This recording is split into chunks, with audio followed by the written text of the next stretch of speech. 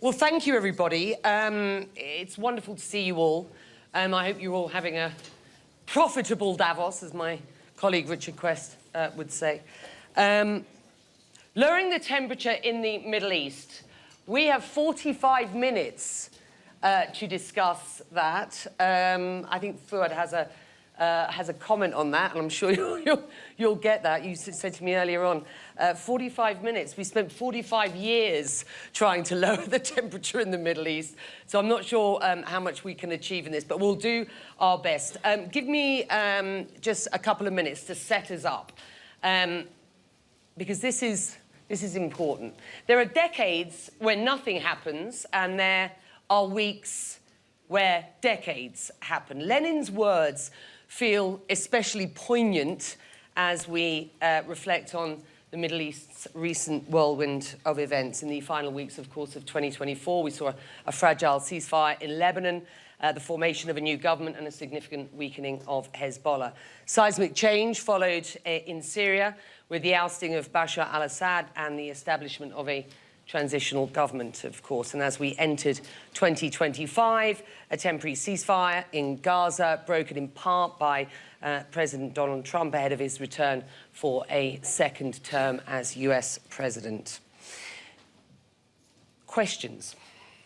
Can the ceasefire in Gaza evolve into a durable solution for the Israeli-Palestinian conflict? Will Syria's new government bring stability and inclusivity for its people and security for the wider region? How will Iraq manage its relationship with Syria, with Iran, and with the new Trump administration? Will the deal-maker-in-chief cut his own version of a deal with Tehran? It isn't clear as we speak today what Donald Trump's policy in the Middle East, the wider Middle East, will be, save for saying that he wants peace in the region and that normalization deals, he says, are key to that. What is clear is that, like it or not, the region is Donald Trump's policy in the region will have huge consequences.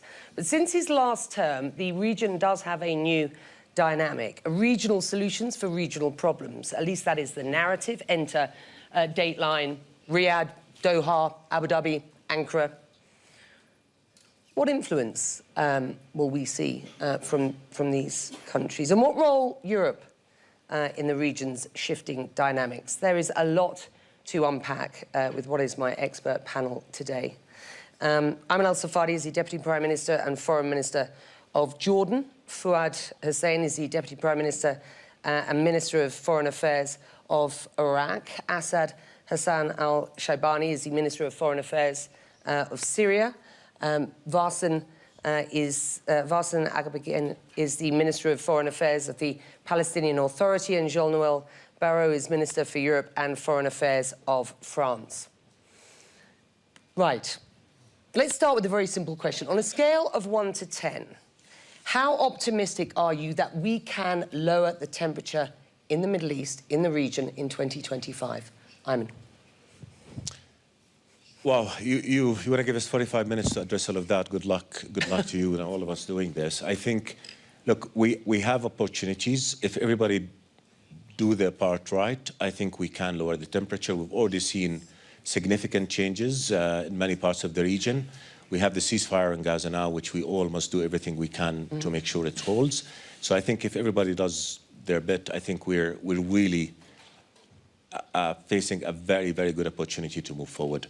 I'm reluctant to put a percentage. I know you're going to push me, but I think if we all do our parts, we have an opportunity that we haven't had for a long time now. Cautious optimism. Cautious optimism. Fuad.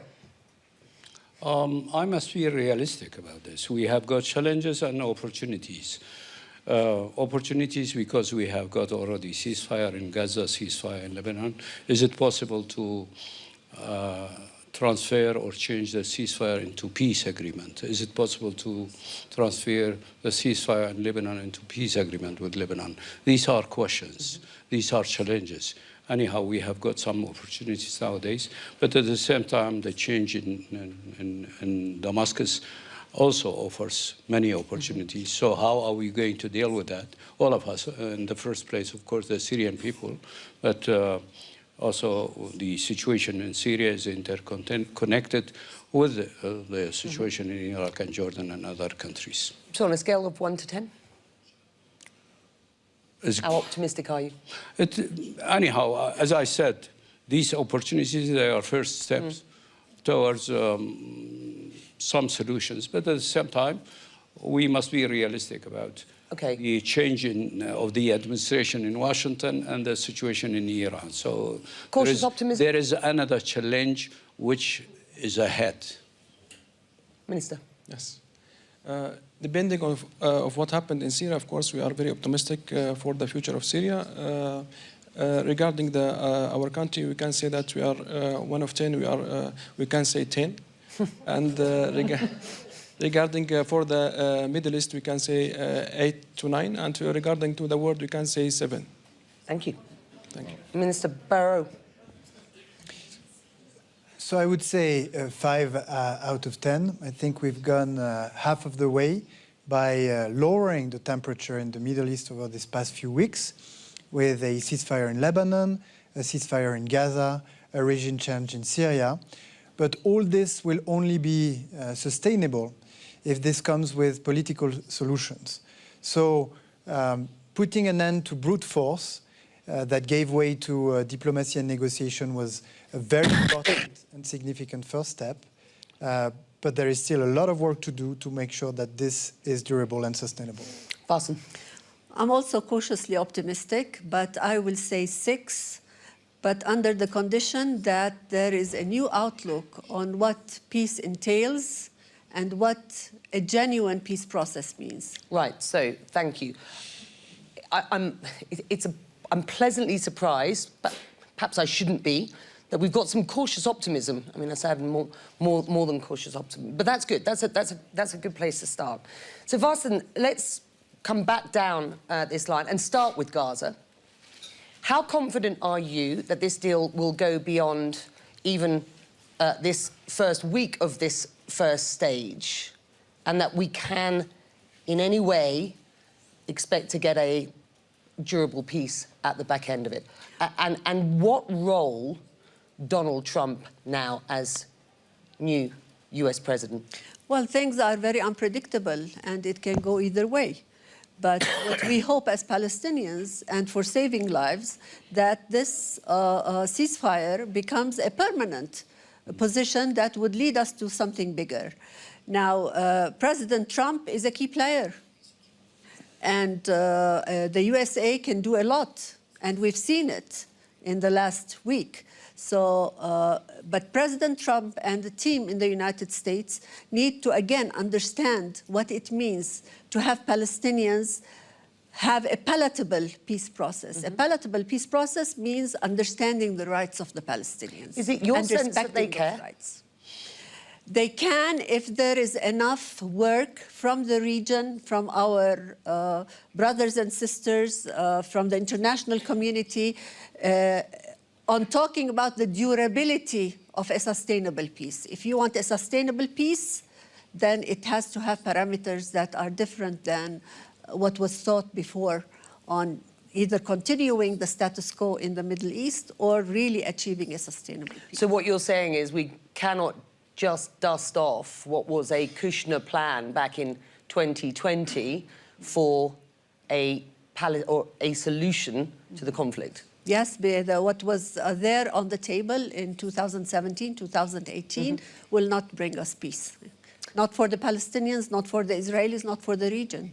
Ayman, how confident are you about getting through this first stage and a push towards a day after deal? Look, I think we're going to see a bottom-up pressure from the people on both sides to ensure that the ceasefire holds, because you know, we cannot forget the hell it has been last year for everybody. So I think as we see the first stage implemented, I think people are going to see the benefit of sticking to the deal, and I think that's going to put a lot of pressure on the politician. I think it is key that also we understand that there is real misery on the ground in Gaza. So being able to bring into Gaza sufficient aid on scale, in time, is something that's going to be extremely important in creating an environment that would push even harder for the solution for the ceasefire to hold. In general, I think we got all to learn from the past. We cannot just keep doing what we did before and expect things to go in a different direction. That's not going to happen. Ultimately, we cannot go to pre-October 7 reality, because it is the reality that is the context in which what has happened since then happened. So I think we've got to look at what is it that we can do to make sure that nothing that has happened on and 6 October 7 happens again. And for that, we need to give political horizon. We need to restore hope. We need to navigate through the dehumanization and hatred that has taken root in a much, much deeper way. And we need to offer a solution. I think a key factor here is the new Trump administration. And let's be honest about it. It was the Trump team that pushed the parties across the finish line for the deal.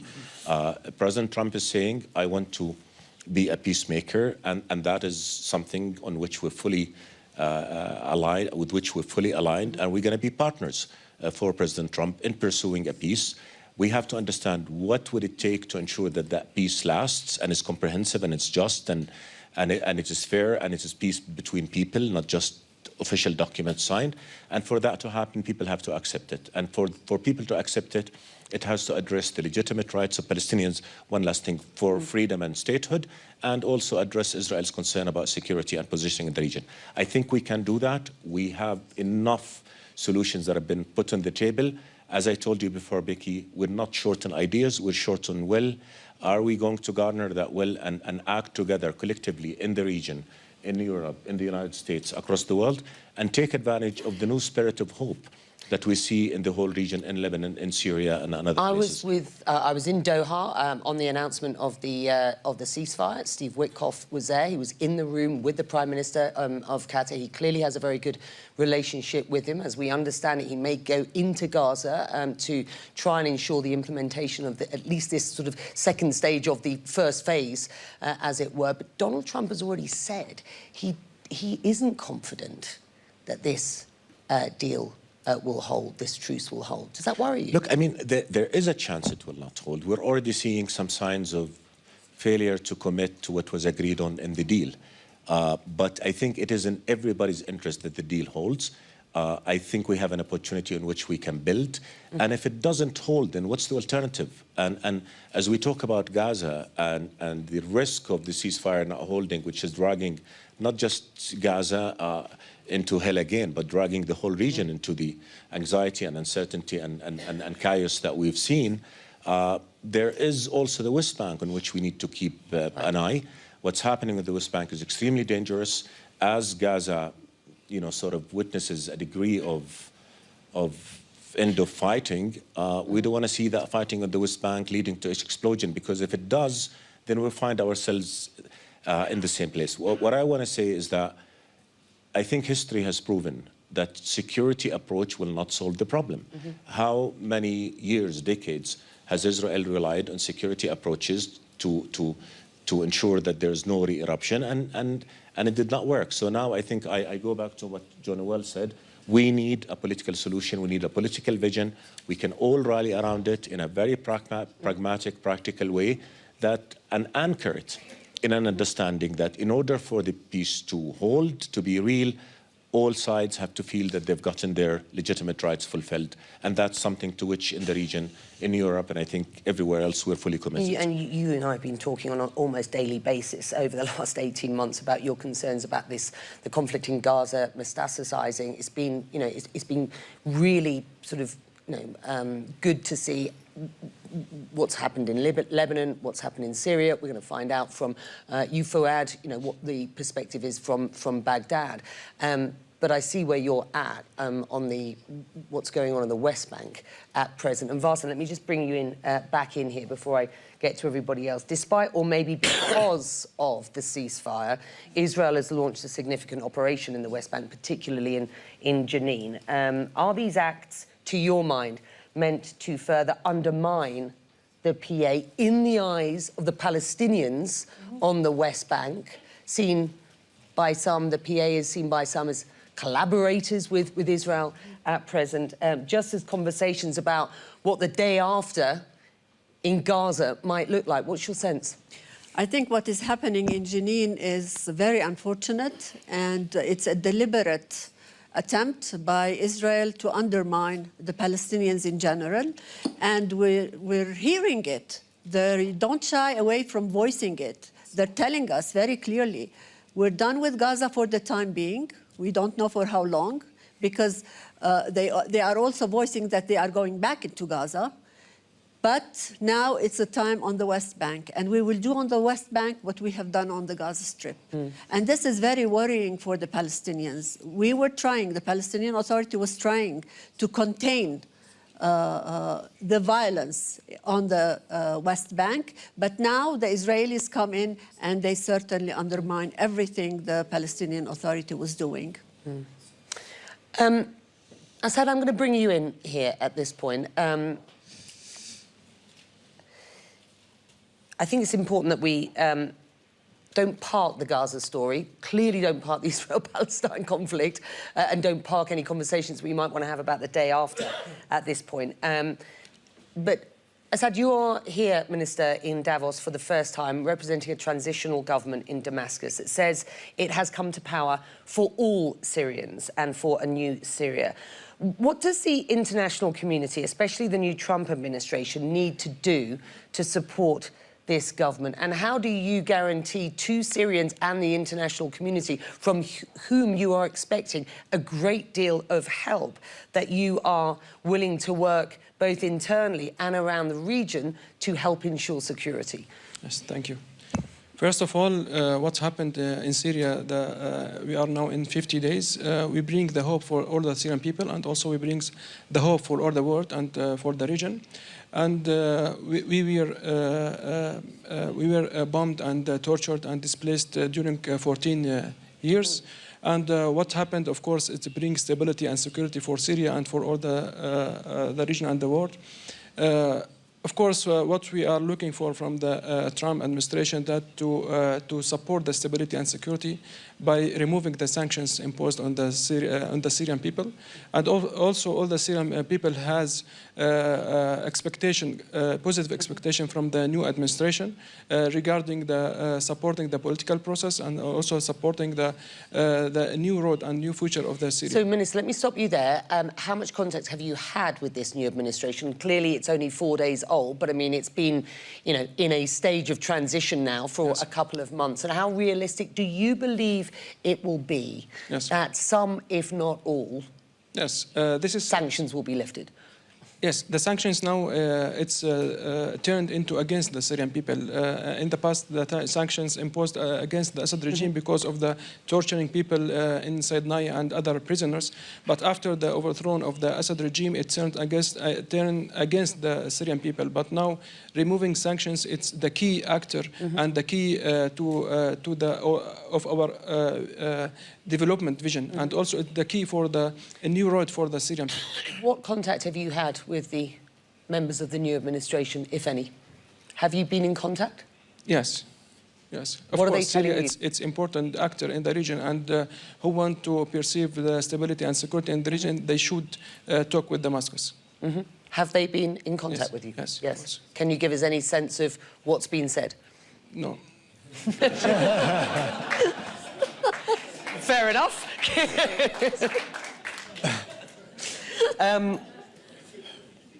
Let me bring Minister Fuad Hussein in at this point. I'm coming back to you. You've been instrumental in navigating Iraq through complex regional dynamics, advocating for national sovereignty and for regional cooperation. What is your view about what is going on in Syria? What danger do you believe there is in any instability that there may be there spilling over into your country? And again, what's your perception of where the Trump administration's policy will lie in the Middle East going forward? I mean, you will need to speak to the new Trump administration. You will need to talk about US troops in Iraq. What's your sense? Let me first mention that the Syrian security and Iraqi security are very much interlinked. And that has to do with the past, but also the current situations. And we had good discussion with my colleague Asaad about the security situation inside Syria, but also security situation inside Iraq, and the point which we have mentioned, or the subject which we discussed, had to do with ISIS fighters inside Syria. In fact, we have seen that ISIS territory has been extended inside Syria. ISIS fighters and terrorist fighters, they were able to control more weapons because of the fact that Syrian army collapsed.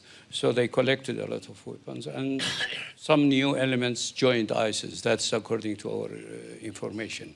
And the ISIS terrorist fighters, they are on our border as well as on the border with Jordan. So that point is worrying us. And I guess it is worrying also our friends in Damascus. We need a kind of cooperation, how to deal with this threat, because the threat, it is true, they are on the other side of the border, but they have got also their people inside Iraq. So that is one of the issues. The other issue is, of course, as we mentioned many times, stability in Syria. It will be in the benefit of the Iraqi people and Iraqis. So we hope that, and we respect the will and wishes of the Syrian people, but at the same time, this new situation, the current situation in Syria, it needs cooperation and with various countries, and Iraq is included. We are ready to cooperate with the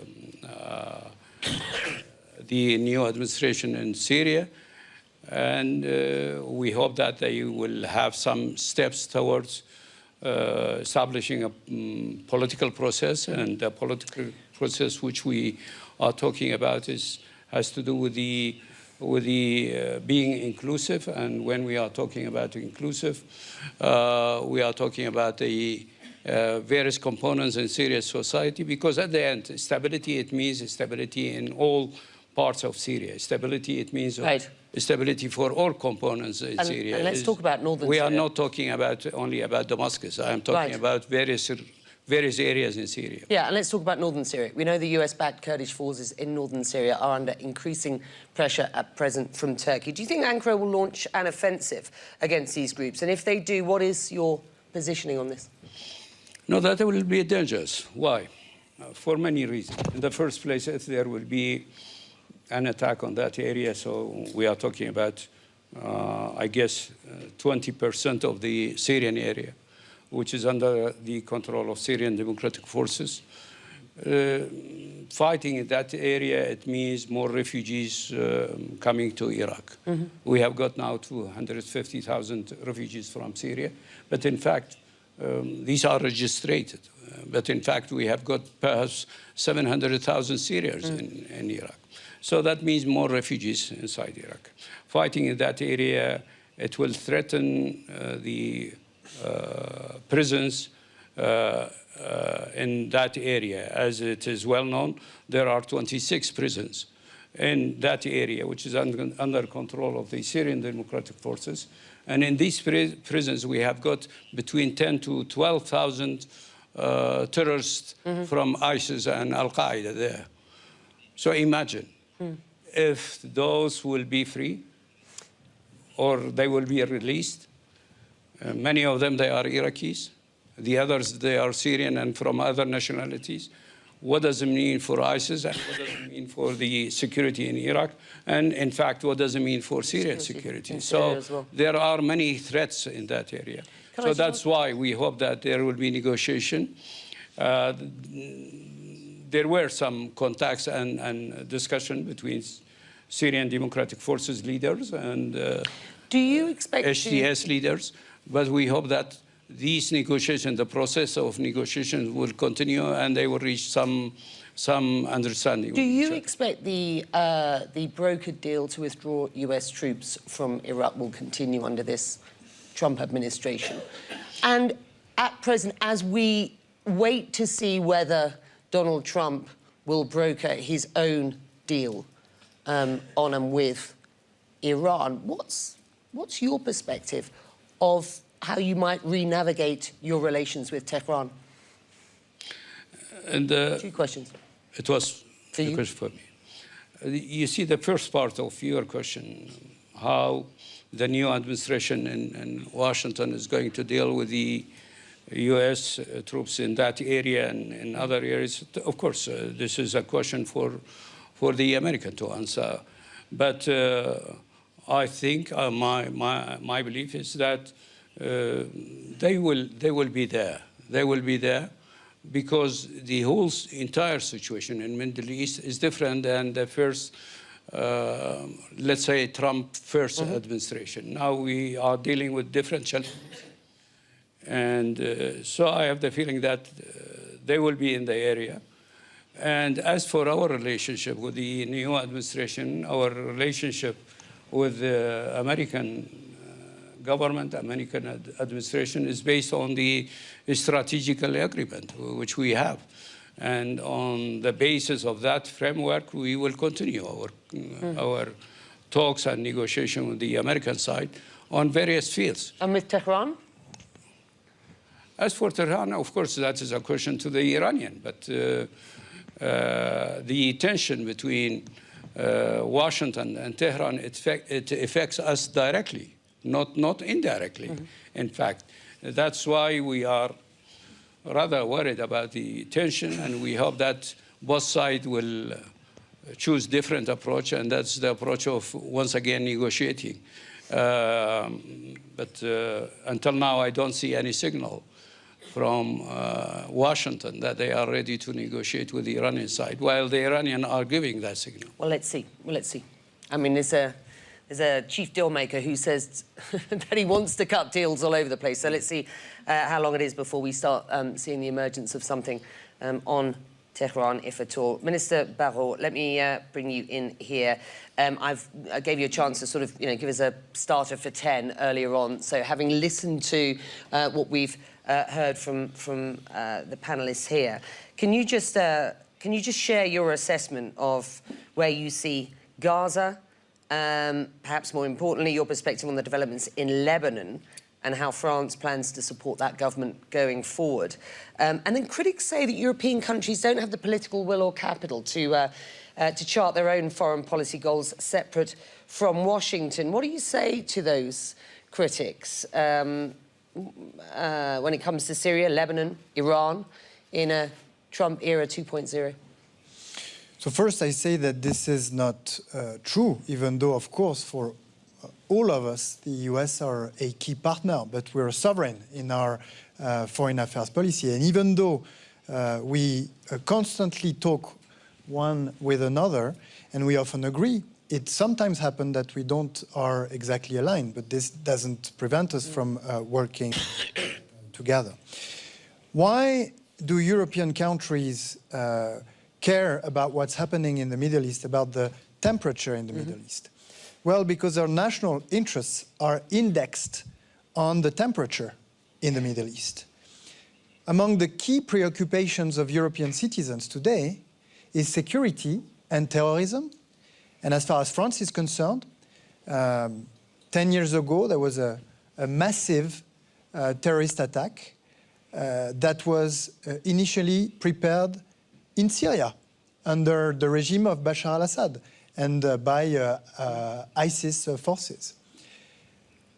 At the moment when there are being a lot of talks in Europe about migration, well, these talks, they initiated in 2015, when the Syrian people, by millions, they fled from Syria, they fled the regime of Bashar al-Assad, and they found asylum in Turkey, in Jordan, in Lebanon, but also in Europe. So everything that happens in the Middle East, because we have the Mediterranean in common, so to speak, is of great interest to us. And that's why we see ourselves as partners in good times as in bad times. And I want to remind people here that France hosted the first humanitarian conference in Gaza 1 month after the 7th of October.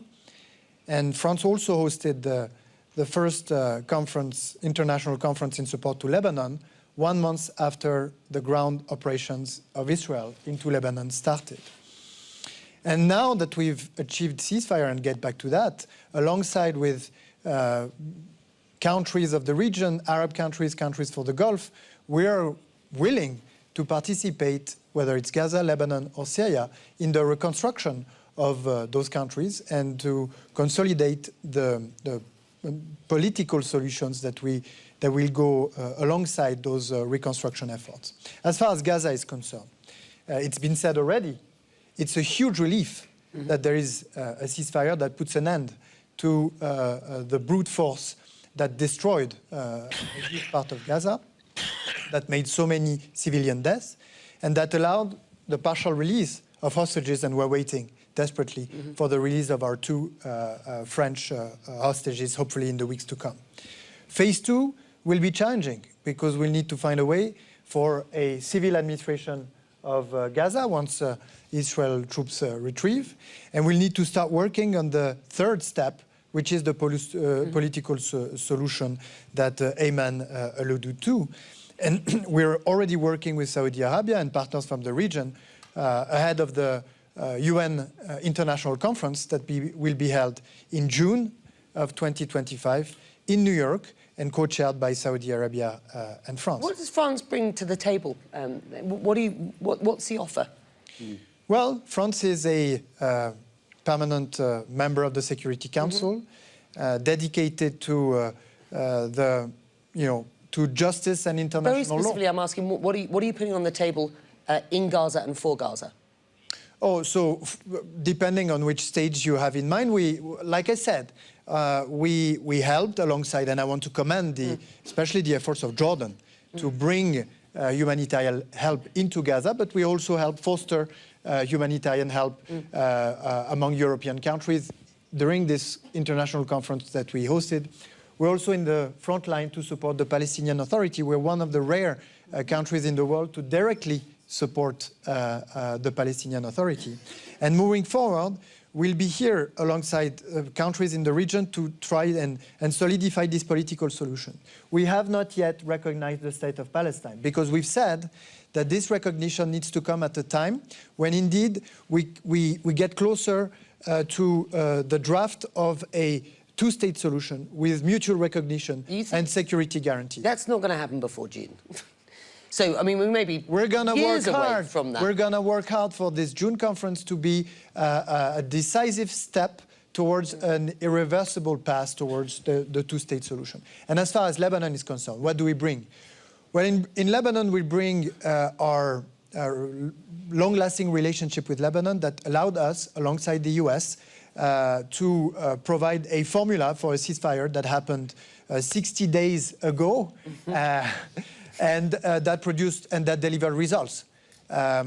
With the mechanism that we put in place with the US, we've been able to operate or to trigger the first retreats of Israeli forces in the south of Lebanon and to push the Lebanese armed forces, supported by the UNIFIL UN mission, to operate the disarmament of Hezbollah in the south of Lebanon.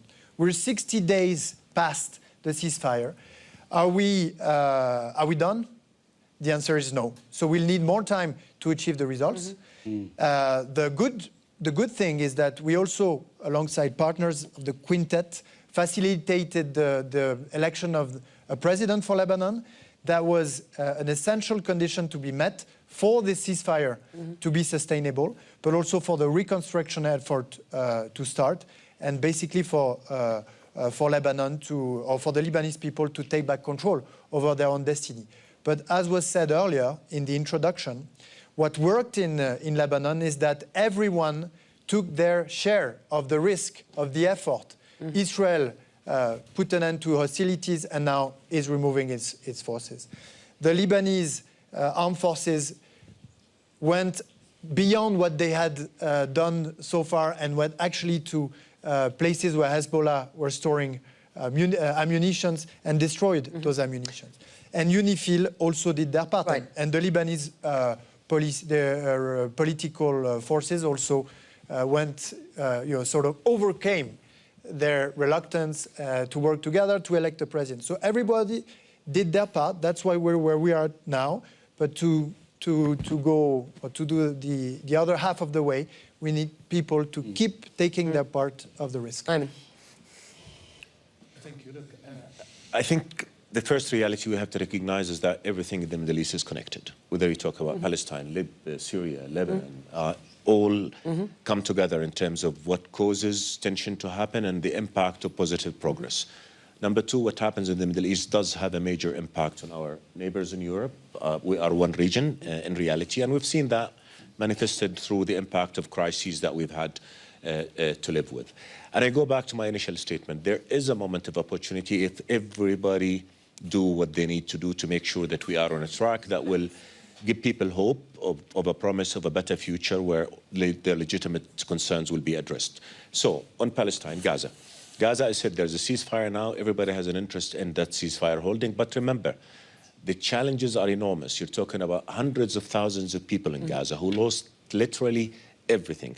Their homes, their schools, their hospitals, their neighborhoods, everything. So unless we come in together in a massive effort to start addressing those immediate needs, I think we're going to have suffered a tremendous failure as an international community. So we've got to do that. Number two, we need to watch the West Bank, and what's happening in the West Bank should not be allowed to lead to what has happened in Gaza. I.e., we cannot afford another war on the West Bank. This is a national security issue. This is a national security issue for Jordan, and it's also, I mean, a matter of grave security concerns for the whole region and the whole world. Yeah. So, again, what do we need to do? I think everybody knows what needs to be done. Let's think of a solution which will address the legitimate rights of both people. What is that solution? I think the majority of the world agree that the two-state solution is the answer. In the past, that solution has been paid much lip service, but no real action. On the grounds, we're seeing unilateral measures by Israel that rendering the two-state solution unviable, expansion of settlements, land grabs, suffocation of the PA. That is not conducive to peace. And I think, yes, Netanyahu government could speak of some military victories, but I think what we need to do is to think long-term. How do we create a Middle East in which everybody is safe and secure? You're not going to do that by security. You only do that by a political solution, and that's why I agree completely with Jean-Noël. We need to have a plan to implement the two-state solution. Let me just put this to you, because I do want to bring everybody back in. I mean, you know, the West Bank is a national security issue to you. Syria has been a national security issue to you. And so let me just follow up here. Jordan's been providing refuge to displaced Syrians now for a long time, while also having to deal with the Captagon-fueled drug trade that really enriched the Assad regime. How hopeful are you about the current situation in Syria? And what are you doing very specifically to support the transitional government at this point? Absolutely. Just one last sentence on the West Bank and Gaza, if I may, is that I think with the Trump administration, with the involvement of Europe, with a leading regional role, as you alluded to, yes, we want to have a leading role in addressing the crises of our region. But that doesn't mean we don't need our partners and friends in the rest of the world. So we can complement each other. We will do the heavy lifting, and we need our partners to support. On Syria, look, I mean, again, as you mentioned, Jordan has been in the middle of all the crises. I mean, we've been at the receiving end of every crisis in the region. With Syria, we suffered in the past, not only in terms of drug trafficking, weapon trafficking, we've suffered economically. So now we have a new era, and I do want to believe, and I believe that the new administration in Syria, after coming to shoulder this responsibility, knowing the pain and suffering that their people have gone through, I do believe that they want to succeed, and I do believe that they know that in order for them to succeed, they need to win the trust of their people, and they need to win the trust of the region and the international community. That is, you know, to put it simply. So I think we have engaged very deeply with our Syrian brothers from the day go. We've had very, very good conversations. We have a lot of interests that are aligned. Now, terrorism is one common threat, and as Fuad said, we see Daesh rearming, regrouping. They've acquired a lot of weapons from the stockpiles of the Syrian army. That's a challenge to all of us, and we're already in discussion on how do we deal with that threat, not just among us, but also with our partners in Europe and the States, because that's a collective thing. Number two, drug trafficking is still happening to Jordan, and that's a tremendous challenge. But again, we're in discussion with our brothers in the new administration, and we have the same interest here in ending that threat, because it is a threat to both of us. What we have to remember, though, is that I think we owe it to the new administration to be a little bit patient. They've just taken their responsibility. It's an enormous task to run a country that has been really broken down. Yeah, but how long are you going to give them? How long do you think the region is going to give Syria? How much support will they get, and how long will they be given?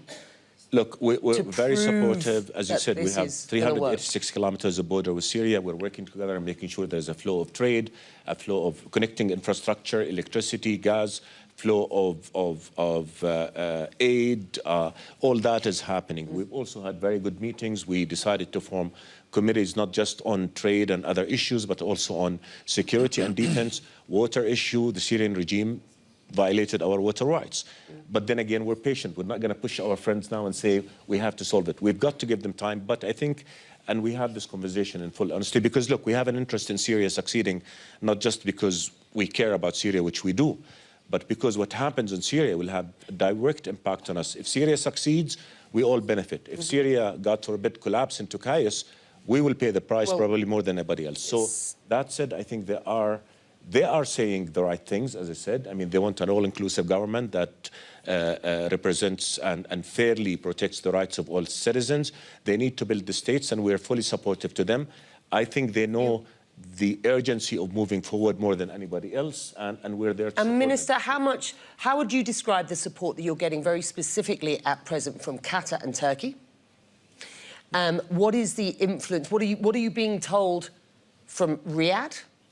Yes. Who's offering what at this stage? Yes. More than just we hope we will help as long as the new government looks like it's inclusive and it's going to work. Yes, if you are interested in the Middle East, you can't ignore the importance of Syria. And if you want also to take authority of Syrian government, you can't ignore the concern of neighborhood. You understand our location, and also understand the neighborhood concerns. What we have been told in Riyadh and in all of our meetings in Damascus and abroad, that all the countries are interested in Syria, and they wish to Syria to be stable and secure, because the stability and the security of Syria, it will be its impact on the region. Of course, the infrastructure is destroyed by the Assad regime, and we understand the challenges, and we give the world a high expectation from our fast overthrow of Assad regime in 12 days, and we understand this, but the world also should be patient for us. Now we are just in 50 days, and of course we need a brilliant and a very good example of a new Syria, but we need also the support of international community and our country in our region. You and I were at the same supper the other night with Javad Zarif, who wished the new Syrian leadership a lot of success. Yes, and this was his view, not perhaps a view from Tehran, but this was Zarif's view.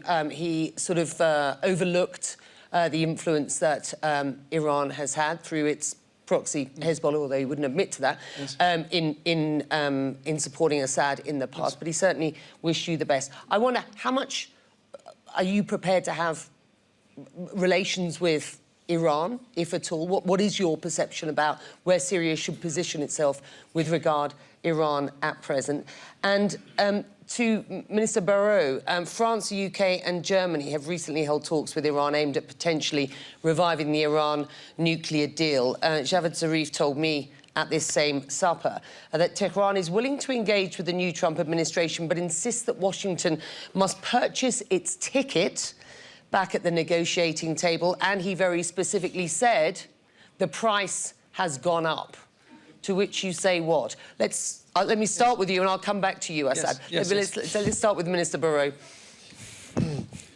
No, so earlier in the conversation, in the introduction, when you were speaking about the temperature itself generally, because we were seeing that there are different situations, even though they're all interconnected, and if the temperature seemed to have gone down across countries, is also because the main source of temperature and instability has kind of broken down, and this is the Iran so-called axis of resistance. Some will argue that Israel is also a reason for why we have had such significant temperature increases well, you know, across the region. But anyway, I understand your point. The very significant temperature increase over the past 2 years is the 7th of October that Iran supported, and the 8th of October regarding Lebanon, which is the attacks of Hezbollah against the north Let's get to the deal. of Israel. Yeah. No, this does not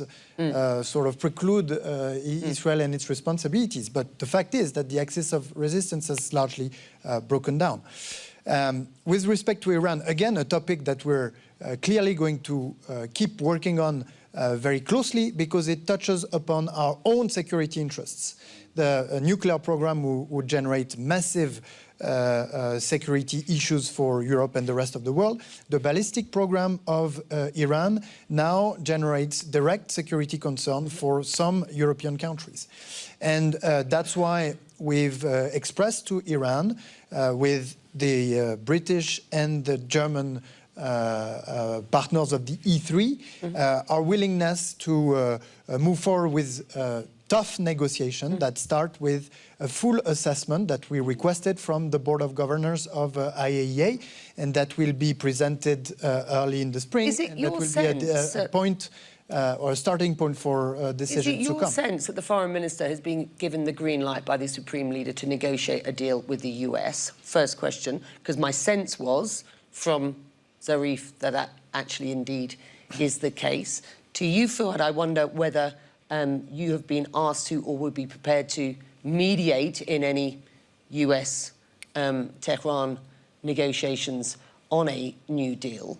And overall, to the whole panel here, what are your hopes and fears for the Trump administration's policy towards Iran going forward? Just how important is it? Listen, I hope he got a mandate because he has a mandate to negotiate with us. And in fact, I think this is the rational approach, because if it's not going to be a negotiation, incorporating nuclear program, ballistic program, and regional aspects, then what's the alternative? The alternative is back to brute force. And brute force is unlikely to generate any positive solutions either for the region, for Iran themselves, but even for us, Europe and the US, because it's unlikely that we can sort all the problems caused by these nuclear and ballistic programs by brute force only.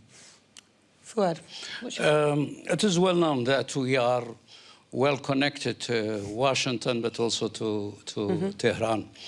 So if we will be asked to mediate, we will do that.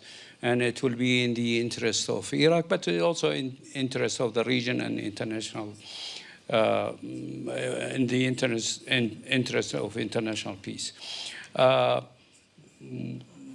We have been asked in the past during Biden administration to mediate, and we did it. In fact, I can say that now, because it is part of the history. We organized the last meeting between the Iranian side and the American in New York. It was through us that we approached the American side and the Iranian, and they had their meeting before the in New rapprochement York. between Saudi and Iran, of course. So, I mean, there's clearly a Riyadh opportunity for mediating this time. Riyadh and Tehran, it was in Iraq that we have all these meetings. And we were also between Tehran and many other countries, by the way. We're out of time, so I'm just going to literally ask you all, do you have confidence that whilst it is clear that what Donald Trump's policy towards the Middle East is going forward will have huge consequences for the region, are you confident that the region, and again, I bring in Dateline Riyadh, Dateline Abu Dhabi, Dateline Doha and the rest, you know, this new era, this new dynamic of regional solutions for regional problems. I mean, I don't know anybody who shuttles around the region more than you do. As you felt cautiously optimistic about the lowering of the temperature across this region, what role the region for its own backyard? Look, we're trying everything we can. I think we're offering solutions, I think, on the premise of a very clear policy objective, which is to ensure peace and stability and therefore prosperity for our peoples. That is the objective. And to achieve that objective, I think we need to put everything on the table very openly, very frankly. Palestinian-Israeli conflict is key. Unless we solve it, instability will continue to hover over our future. The key to solving that is two-state solution that fulfills the right of all. I think for Iran, the stakes are too high. And again, as Jean-Noël said, military solutions do not solve issues. They only lead to more conflicts, particularly if the root cause of conflicts are not addressed. And Iran needs to appreciate there's a new dynamic in the region now, which means that everybody's got to play by the rules and no meddling in the affairs of other countries and respecting for their rights. I think Syria, we've got to all rally behind the new administration to make sure that the support as they also do what's right for their people and rebuild and respect the rights of all. Lebanon needs the support. Terrorism is a new threat that we all have to keep our eyes on, and we need to work on that. So I think in the region, we're ready to do the heavy lifting to solve the crisis of our region. We need our partners, but I think we do need the understanding from our partners that we know our region well, we know what it takes to achieve peace, and we need to be given the space to offer our solutions and to be listened to and not talked at as we approach those challenges. It's been a pleasure. I mean, 24, 48 hours before the next stage of the first phase of the release of hostages in Gaza, the release of Palestinian prisoners in exchange, and the further surge in humanitarian aid. I guess I speak for this room when I say, you know, we all hope that this is going to work. I think if we can see progress, it seems to me, as we've been discussing, that if we can see progress on the ground in Gaza, that can cascade into a better atmosphere for at least, you know, a process for a solution to the Palestinian-Israeli conflict, and all of this cascades, of course, through the region. It is a busy region. It is all interconnected.